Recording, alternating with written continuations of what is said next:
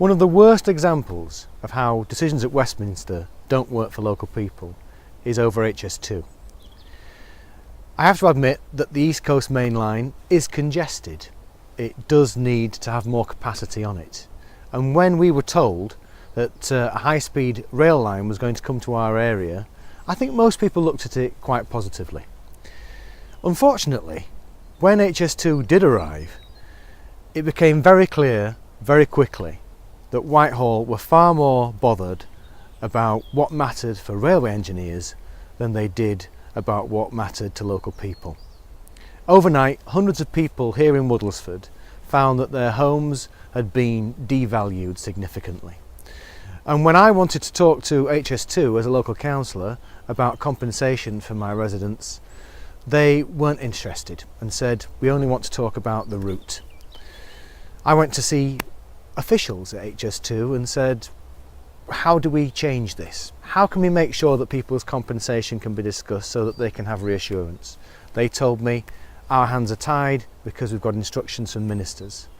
When I went to see those ministers, whether it be from one party or another, they weren't interested in intervening. That was a bad experience for me as a local councillor about how Westminster works. I want to make that different. Now, of course, who do we look to for leadership on HS2? The local Labour Council are one of the greatest cheerleaders for HS2 because they want HS2's investment. Our local MP, Alex Shelbrooke, said that if they don't move the line, he would vote against HS2.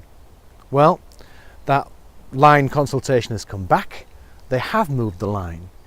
And actually, Alex Shelbrooke has got the tunnel that he asked for. Unfortunately for us in Woodlesford, it's going to be here, in our local park, in the heart of our town. Now, that is not a solution as far as the Liberal Democrats are concerned. That is not a solution as far as the local people are concerned. All that that tunnel has done has meant that one set of people have been relieved of the blight that affected them, but actually it's only transferred it to another section of our community for another set of people to be affected. It's not a good deal, and I challenge Alex Shelbrooke to actually come out finally and say HS2 doesn't work for my community and I'm going to oppose it.